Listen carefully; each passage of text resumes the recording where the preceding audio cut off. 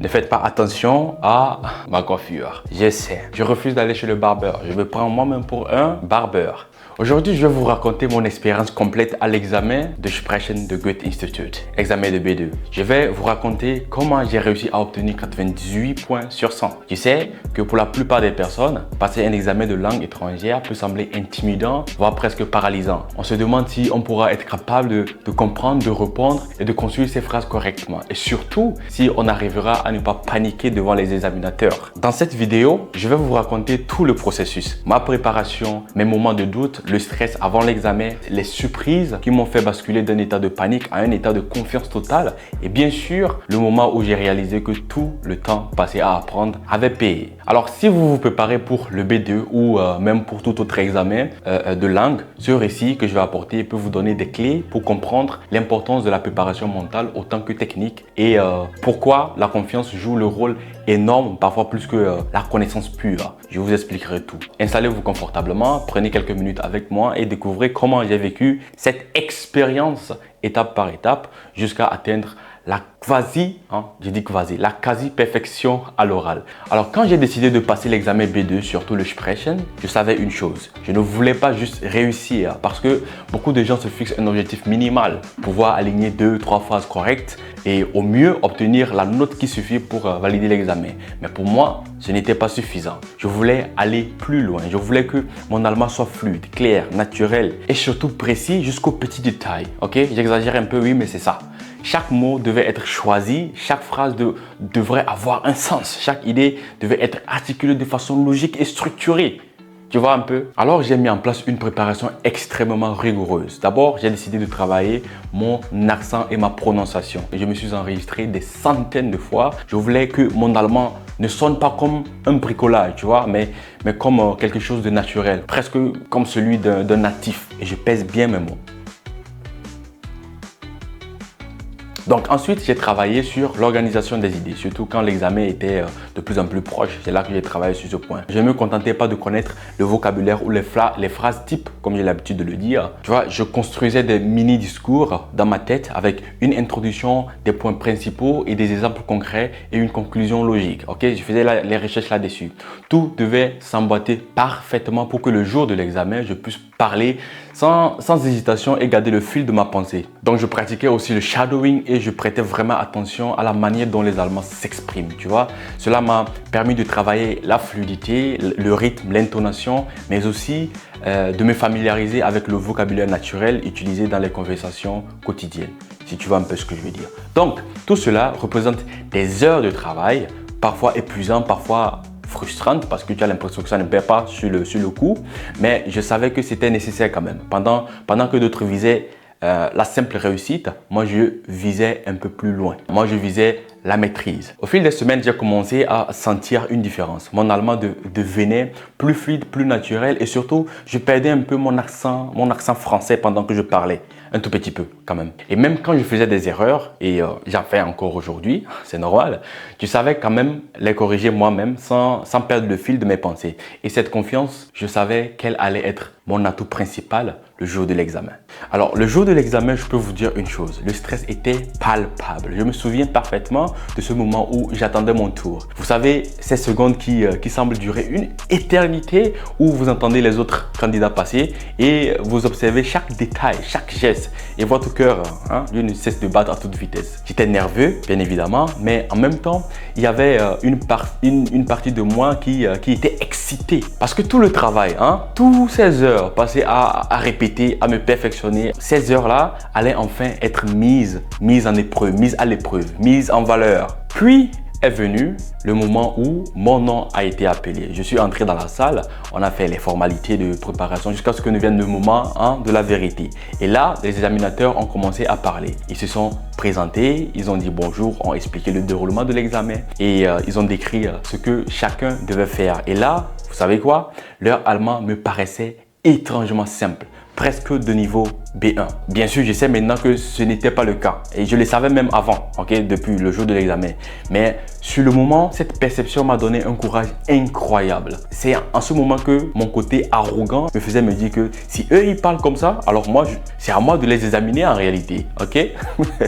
Le stress, la peur, l'anxiété, tout a laissé place à la confiance solide et j'étais impatient de montrer ce dont j'étais capable. Et je me suis dit, Baruch, tu as travaillé pour ça et tu es plus que prêt. Alors ce petit moment d'observation, juste le temps qu'il se présente, a été crucial.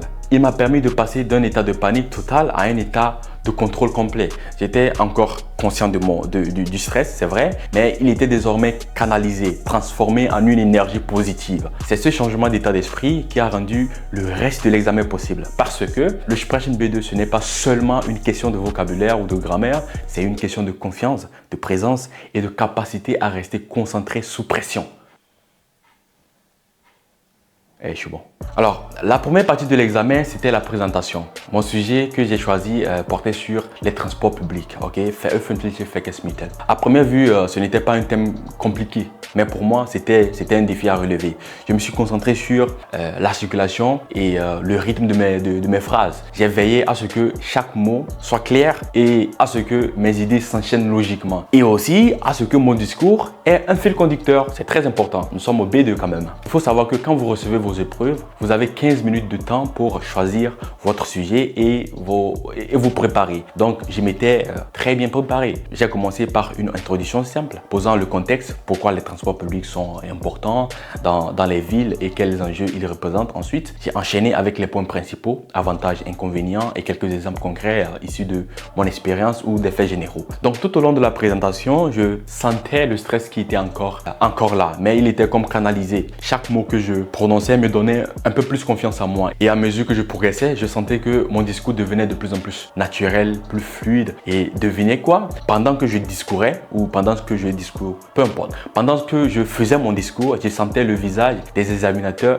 Je sentais sur leur visage l'admiration, mon frère. Ils étaient deux, les examinateurs. Il y avait un jeune homme et une femme âgée. Et cette femme était réputée pour rendre la vie difficile aux gens pendant les examens de Sprechen. Alors, c'est ce qui se disait. Moi, personnellement, je ne l'ai pas senti en tout cas. Bref, à la fin de la présentation, j'ai conclu avec un petit résumé logique de mes idées en rappelant l'importance du sujet et en donnant ma propre opinion de manière simple. Ce moment m'a donné une certaine leçon, c'est-à-dire la préparation mentale et la répétition méthodique paient toujours. Parce que si j'avais abordé cette partie en improvisant ou en me concentrant uniquement sur le vocabulaire ou la grammaire, je n'aurais pas pu parler avec autant d'assurance et de fluidité. Après la présentation, venait donc la deuxième partie de l'examen, la discussion et l'interaction. Contrairement à la première partie, ici, il n'y a pas de sujet à choisir et la dynamique est totalement différente. Il fallait réagir, interagir, comprendre les questions et y répondre de façon spontanée. Et là, j'ai eu mon premier vrai moment de panique.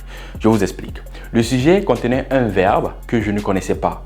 Verschaffen. Le sujet ressemblait à ça. Ist es sinnvoll, den Schülern die Noten zu verschaffen? Et vous savez très bien ce que cela signifie. Si vous ne comprenez pas le verbe principal dans une phrase, vous ne comprenez pas la phrase tout simplement. Donc je me suis retrouvé bloqué et dans ma tête, je pensais « Oh, c'est fini, je vais pas pouvoir y arriver. » Mais heureusement, fort heureusement pour moi, il y avait mon partenaire. Lui, il avait compris le sujet. Et mieux encore, il maîtrisait parfaitement. Il le maîtrisait parce qu'il avait déjà traité.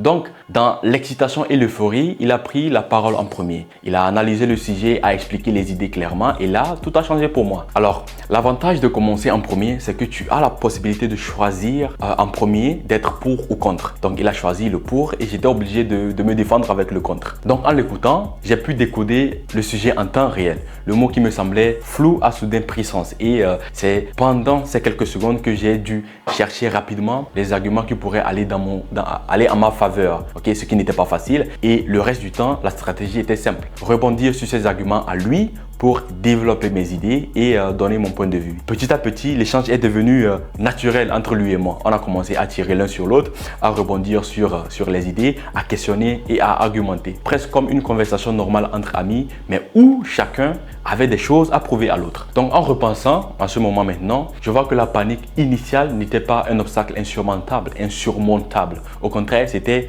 un déclencheur qui m'a obligé à me concentrer totalement et à mobiliser toutes mes compétences linguistiques et mentales. Donc après l'examen, j'attendais les résultats avec un mélange d'impatience et de curiosité. Et quand j'ai vu ma note, 98 sur 100, j'ai ressenti un mélange de fierté et de satisfaction quand même. Même si je me demande parfois pourquoi je n'ai pas eu 100 sur 100, honnêtement, je ne suis pas déçu. Peut-être les examinateurs se sont dit, on ne va pas trop lui gonfler l'ego à ce garçon.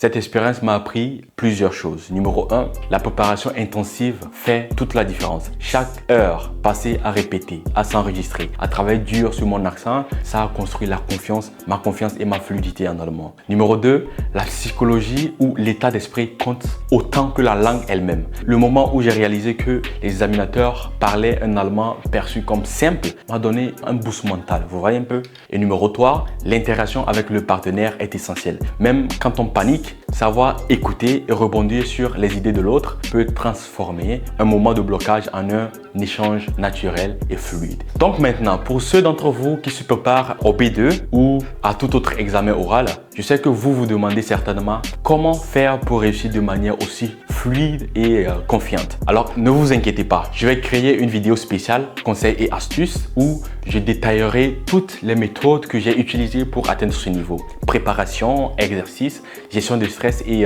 technique pour briller à l'oral. Ce sera la prochaine vidéo que je vais tourner. Alors si vous voulez ne rien manquer, abonnez-vous et activez la cloche. La prochaine vidéo sera 100% pratique. Je vous remercie de m'avoir suivi et on se dit à la prochaine vidéo.